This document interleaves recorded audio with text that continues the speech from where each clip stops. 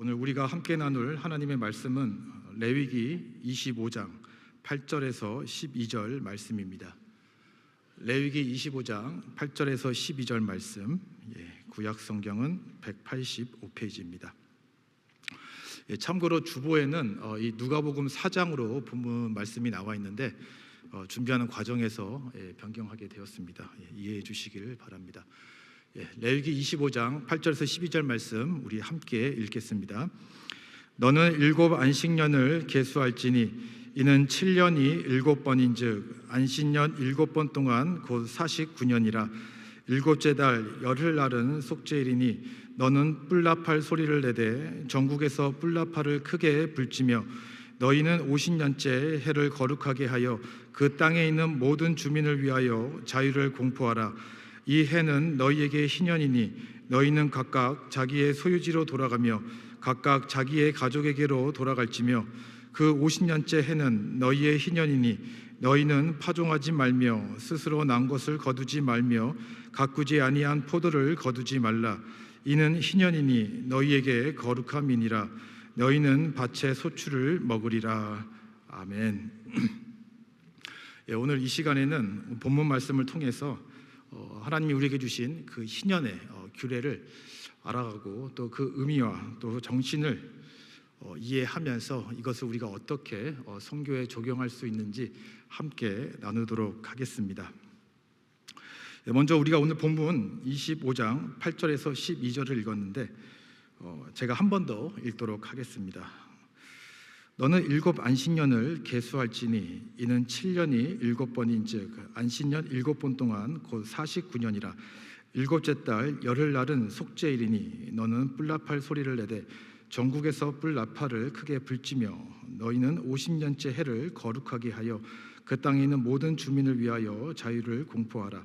이 해는 너희에게 희년이니 너희는 각각 자기의 소유지로 돌아가며 각각 자기의 가족에게로 돌아갈지며 그 50년째 해는 너희의 희년이니 너희는 파종하지 말며 스스로 난 것을 거두지 말며 가꾸지 아니한 포도를 거두지 말라. 이는 희년이니 너희에게 거룩함이니라. 너희는 밭의 소출을 먹으리라. 하나님께서 본문 말씀을 통하여서 이 희년에 대해서 말씀하고 있습니다. 본문을 통해서 희년에 대해서 말하자면 이렇습니다. 안식년을 지난 7번째 다음 해입니다. 그러니까 보통 우리가 안식년 하면은 7번째 7년이고 그것이 또 7번째라고 하면은 7 곱하기 7 49년이고 그 다음에 해가 되면은 이제 50년이 됩니다. 이제 그 50년이 되면은 그때 어떻게 하냐?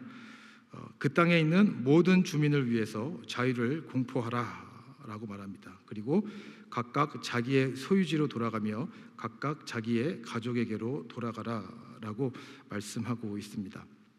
이 말은 50년이라는 시간 동안에 우리가 살아가면서 또 뭐 사회적으로 또 신분적으로 여러 가지 일로 인해서 하나님께서 우리에게 기본적으로 주신 가족 그리고 아니면 기업, 땅에 대해서 많은 변화가 있을 것입니다. 하는 일이 잘 돼서 재물이 풍성하면 큰 문제가 없겠지만 하는 일이 잘 안 되고 또 갑자기 흉년이 들고 기근이 들고 갑작스러운 사고로 사람이 죽게 됨으로 인하여서 자기의 소유에 문제가 생기고 이로 인하여서 땅을 팔 수밖에 없는 그런 상황이 일어날 수도 있고 또 그러다 보니 신분이 자유하였지만 또 종으로 전락하여서 다른 사람을 위해서 일할 수밖에 없는 그러한 상황이 될 수도 있습니다. 50년을 살아가면서 생각하지 못한 많은 일들이 일어나고 하나님이 주신 재산, 소유, 가족 이런 것들에 대해서 많은 것을 얻을 수도 있지만 잃어버릴 수도 있는 것이죠. 그렇기 때문에 여러 가지 많은 큰 변화가 일어나게 되는데 하나님께서 이 일에 대해서 어떻게 한다? 50년째가 되는 해에 그 모든 것들을 다시 원위치로 돌리시겠다라는 것을 말씀하고 있는 것입니다.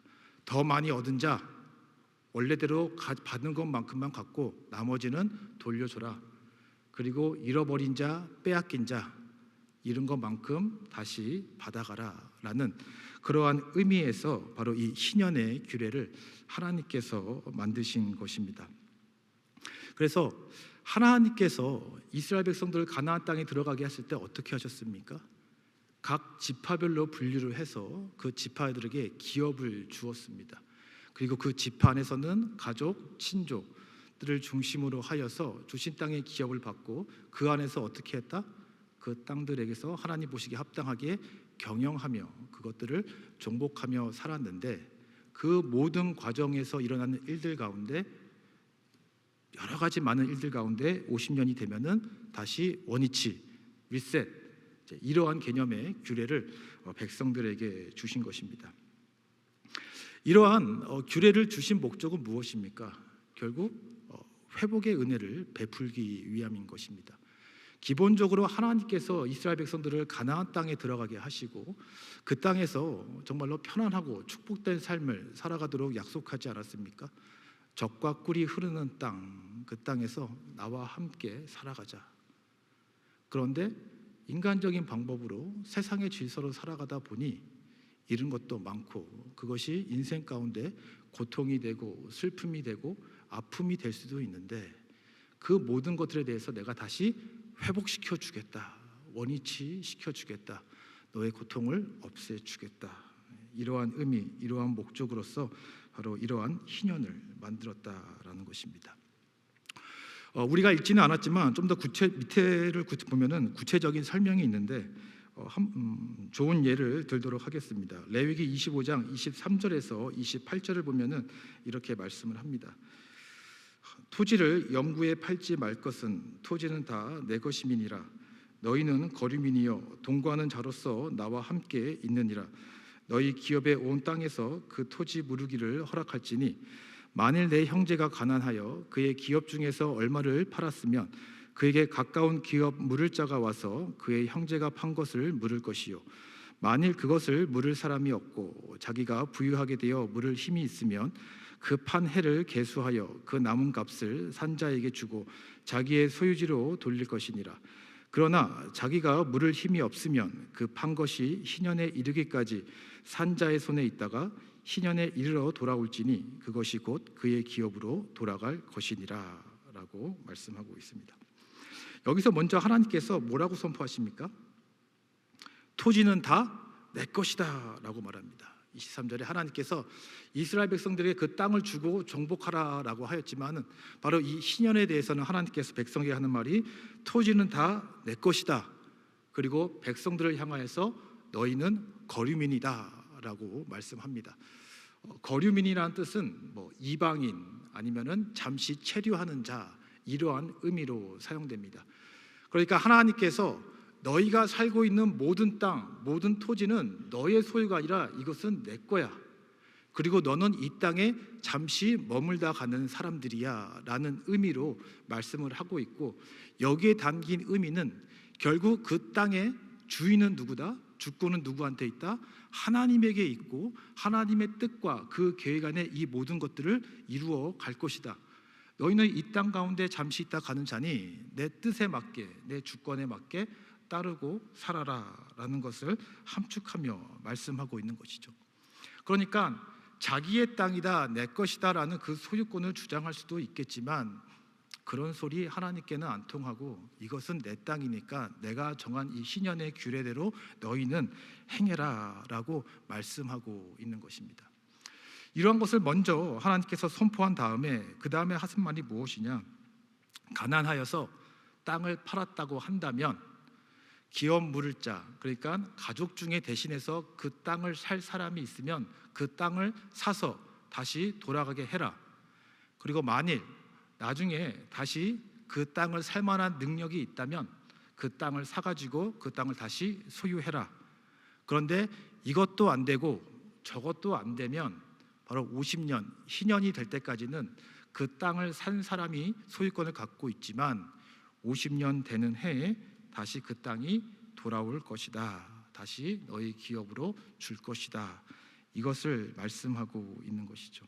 그러니까 이런저런 일이 있어가지고 팔고 뺏기고 할 수 있지만, 그리고 가족 중에 아는 사람이 있으면 그들의 도움으로 다시 살 수도 있지만 50년이 되면 결국 돌아온다, 이것을 말씀하고 있는 것입니다. 땅을 예로 들었지만 신분도 그렇겠죠. 자신의 소유, 집도 마찬가지입니다. 모든 재산도 이와 같은 원리로 돌아가게 되는 것입니다. 잘 살았다가 막 쫄딱 망해서 다른 사람의 종이 되었다 하더라도 50년이 되면은 다시 자유인으로서 자기가 속한 고향으로, 정상인으로, 자유인으로 살아갈 수 있게 된다라는 것을 말씀하고 있는 것입니다. 그리고 이를 통해서 그런 잃어버림 속에서 겪어야 했던 고통, 아픔, 이 모든 것들 회복시켜 주겠다, 해방시켜 주겠다, 자유함을 주겠다, 이것을 말씀하고 있는 것입니다. 성경에는 이러한 예가 있습니다. 이스라엘 백성들이 비교적 이 희년의 규례를 제대로 지키지는 않았지만 이러한 원리로 살아가는 경우를 우리는 성경에서 종종 볼 수 있습니다. 대표적인 예가 바로 이 룻기에 나오는 나오미와 룻입니다. 이 나오미 가족은 어떠했습니까? 원래 고향은 베들레헴이었습니다. 근데 흉년이 들어서 살기가 너무 힘드니까 아마 땅도 다 팔리고 없었던 것 같습니다. 그래서 살기 위해서 그 가족은 두 아들과 함께 모압 땅에 가게 됩니다. 그리고 거기에 정착해서 살게 되었고 그 두 아들은 모압 여자와 함께 살아가게 되었습니다.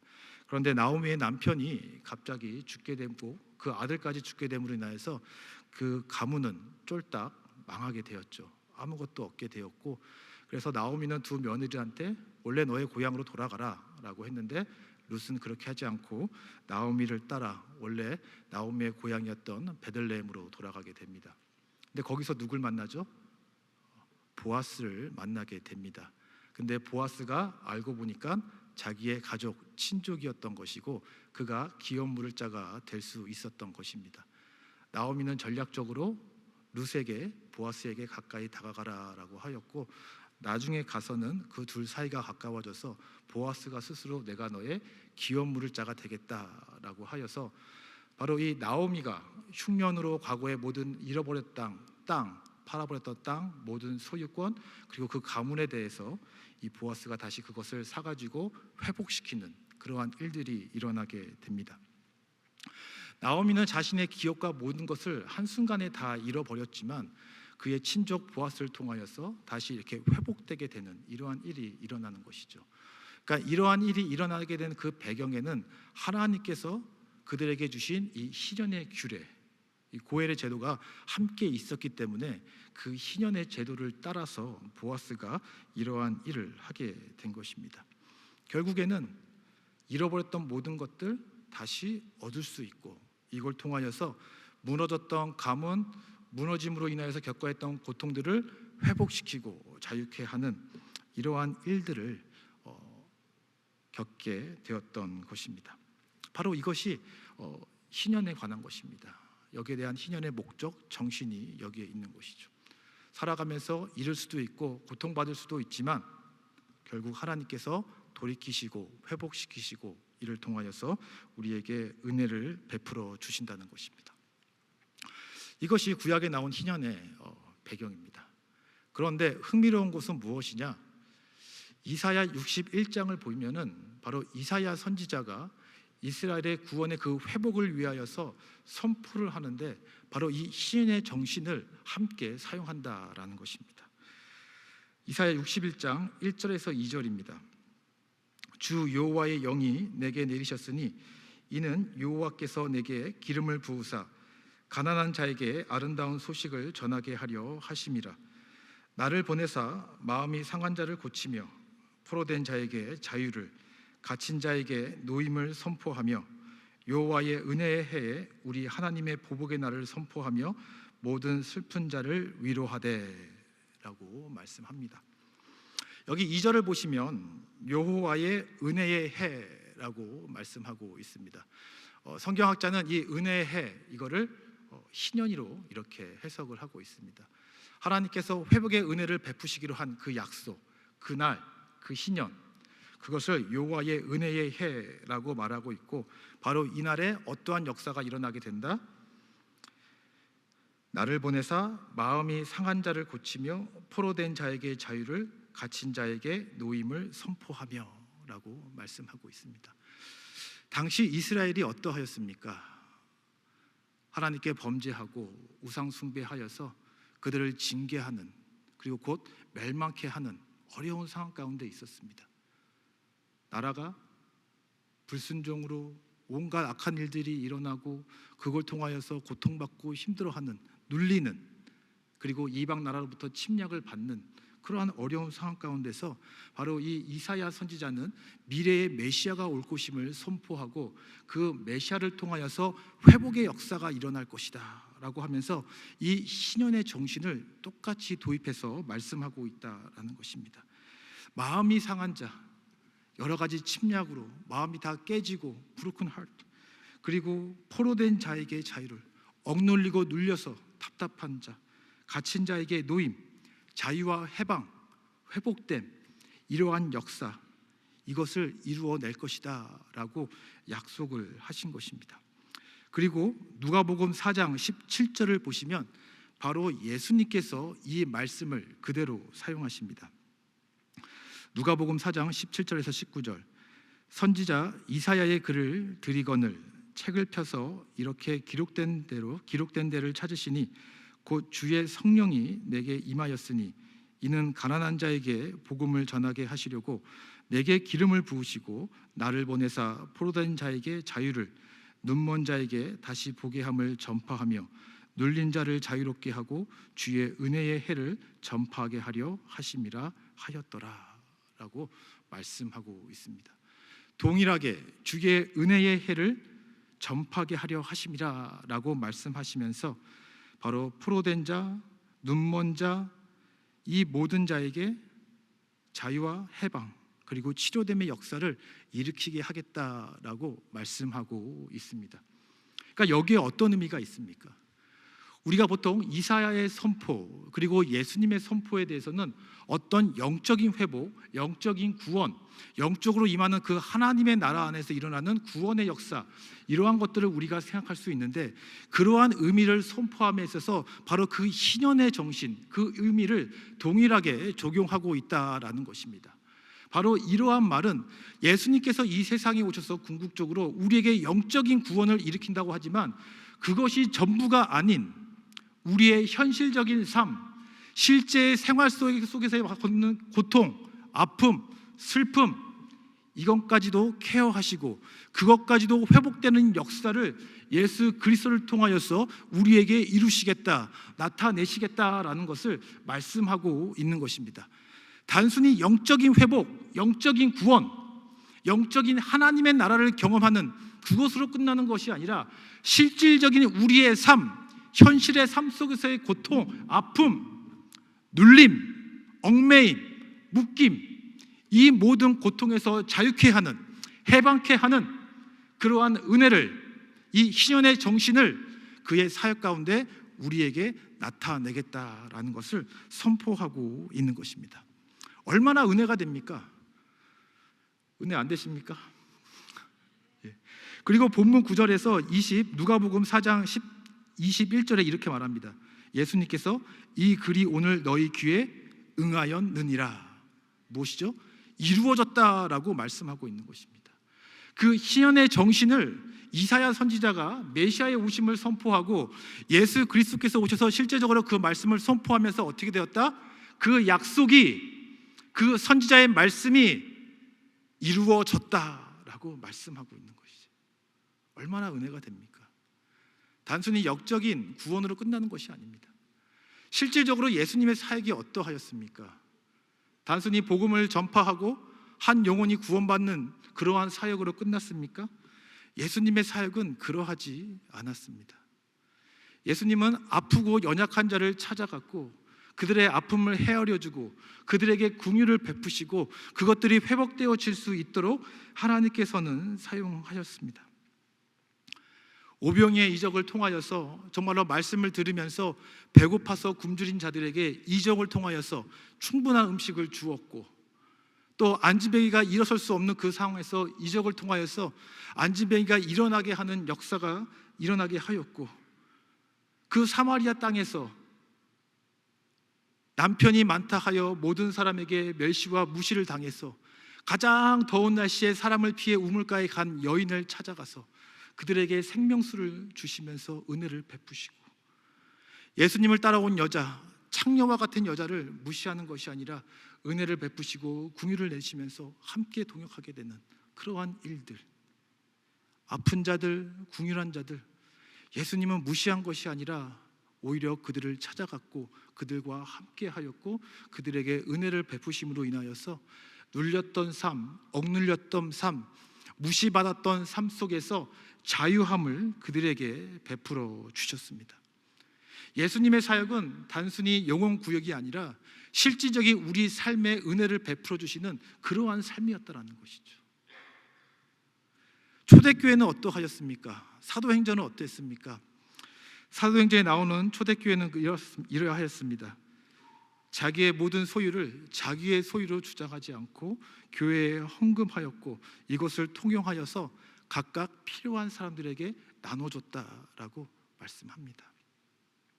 교회니까 구원받아야 되니까 천국 가야 되니까 말씀 잘 듣고 기도하고 그것으로 끝나는 것이 아니라 실질적인 공동체 안에 성도의 모습 속에서 그들의 아픔이 무엇인가, 어려움이 무엇인가, 어떻게 도와줄 수 있는가를 고민하면서 자신의 재산을 교회에 내놓고 그것을 통하여서 도와주는 이러한 일들을 초대교회는 했다라는 것입니다. 과부를 도와주기 위한데 그것이 안 되니까 집사를 세워서 헬라파 과부를 구하고 고아들을 돕고 이 모든 일들을 통하여서 계속해서 현실적인 삶을 변화시켜 나아갔다라는 것입니다.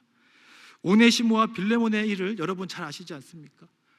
오네시모는 노예였고 빌레몬은 주인이었습니다. 신분을 초월해서 함께 도우며 동역하는 일들이 일어났었습니다.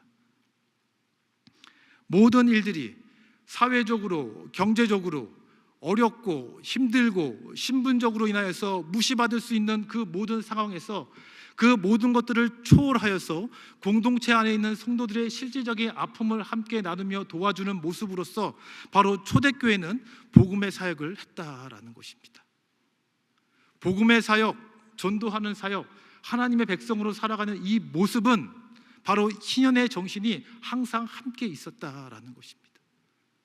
너희가 힘들지 아프지 이 모든 것이 나의 주권으로 일하니 내가 돌릴 것이고 모두 과거로 돌려보낼 것이고 내가 너희를 다시 온전케 하겠다. 이 정신으로서 아프고 힘든 사람들을 도왔다라는 것입니다. 바로 이것이 희년의 정신이고 바로 예수님과 초대교회는 이러한 정신으로서 모든 교회 사역을 감당하였다라는 것입니다. 그렇다면 우리가 이 정신을 우리가 이 선교에 적용한다면 어떻게 해야 되겠습니까?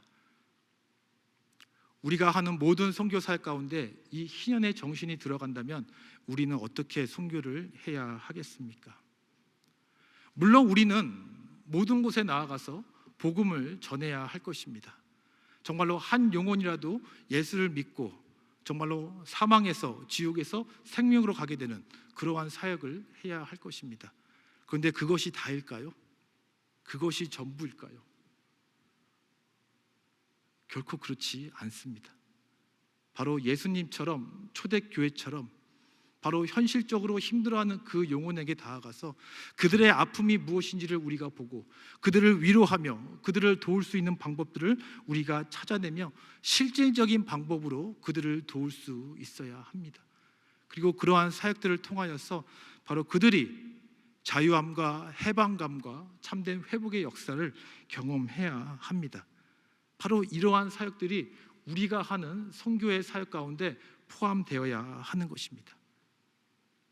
실질적으로 그러한 사역들을 선교사님께서 하시지 않습니까?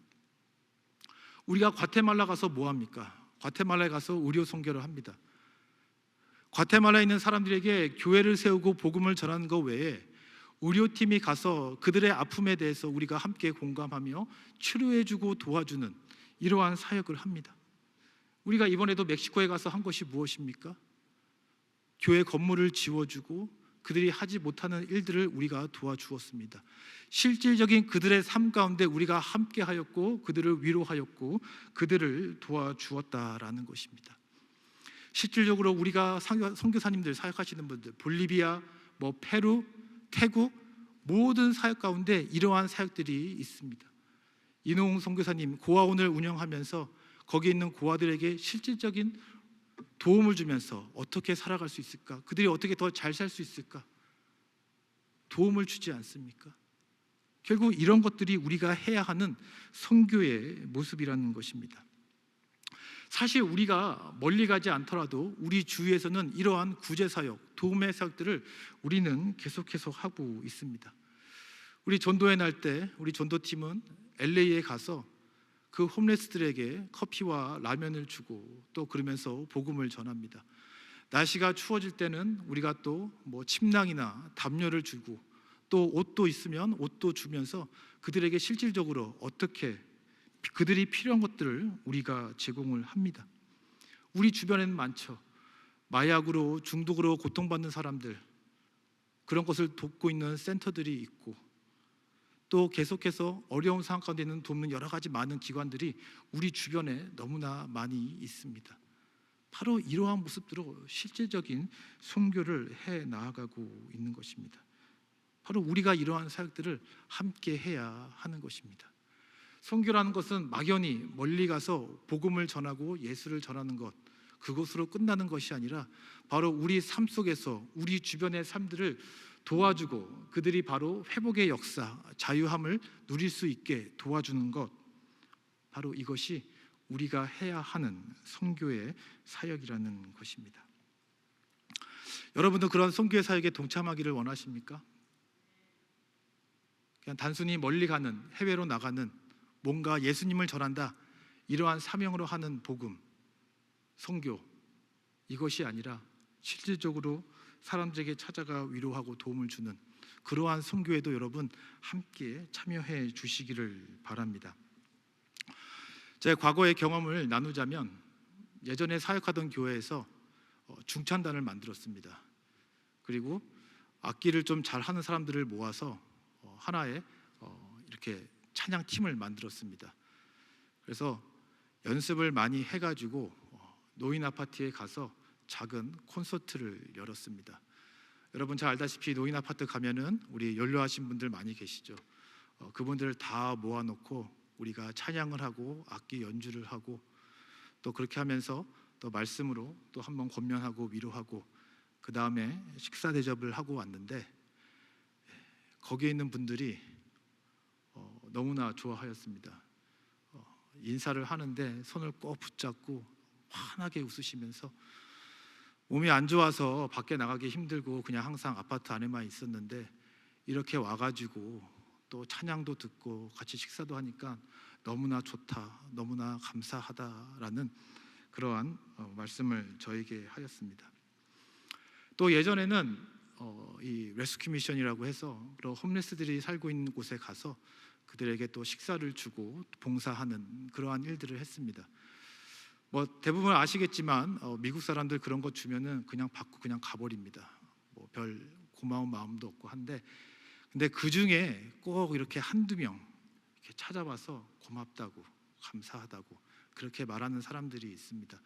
그러면서 그런 상황에서 마음이 열릴 때 예수님 믿으세요, 은혜 받으세요 라고 할 때 그런 복음의 메시지를 진지하게 받아들이는 그러한 경험도 있습니다. 멀리서 선교하고 멀리서 복음을 전하는 것이 아니라 그런 작은 봉사, 작은 섬김, 그리고 그들의 마음을 이해하고 우리가 작은 마음으로 도울 수 있는 것들을 행하는 것, 이러한 사역을 통하여서 우리는 그들에게 예수님을 나타낼 수 있습니다. 복음을 전할 수 있습니다. 하나님께서 우리를 얼마나 사랑하시고 우리를 다시 회복시키려는지 그 마음을 우리는 전할 수 있습니다. 여러분, 이런 선교의 사역, 이런 구제의 사역, 이 모든 일들에 여러분 함께 참여해 주시기를 바랍니다. 희년이라는 것은 하나님께서 세상의 모든 소유의 주인 되시고 또 그분 안에서 실질적인 성도의 삶의 회복을 일으키는 하나님의 은혜입니다. 어떤 조건으로 인해서 하나님께서 베푸시는 것이 아닙니다. 하나님께서 우리를 창조하셨을 때에 우리를 보면서 기뻐하셨던 그 모습을 잃어가고 현실의 삶 속에서 고통받고 눌려있는 이 영혼들에 대해 긍휼한 마음, 아파하는 마음으로 인하여서 내가 너희를 다시 회복하겠다, 내가 너희를 처음에 축복했던 그 삶의 모습으로 돌려놓겠다라는 하나님의 사랑입니다. 그 사랑에서 이 희년의 정신이 일어나게 된 것입니다. 여러분, 그 마음을 세상 가운데 나타내셨으면 좋겠습니다. 그리고 우리가 하는 모든 선교에도 이 하나님의 마음, 희연의 정신이 들어가서 우리의 작은 섬김을 통하여서 그들의 삶이 조금 더 나아지고, 그리고 그 삶을 통하여서 우리가 계속해서 하나님의 크신 사랑, 그 복음을 세상 가운데 나타낼 수 있는 저희들이 되기를 바랍니다. 여러분, 그러한 마음으로 선교의 사역에 참여하기를 주님의 이름으로 축원드립니다. 아멘. 우리 교회는 매달 한 달에 한 번 전도의 날 밖에 나가서 전도를 합니다. 홈레스를 도와줍니다. 그리고 앞으로 우리가 더 많은 선교의 사역을 할 것입니다. 단기 소역 가는 것도 있지만 이 지역에서 우리가 할 수 있는 도움의 사역들을 계속해서 만들어 나아갈 것입니다. 그러한 모든 사역 가운데 여러분, 이러한 마음으로, 이런 하나님의 마음을 전할 수 있는데 참여해 주시기를 또 이렇게 권해드립니다.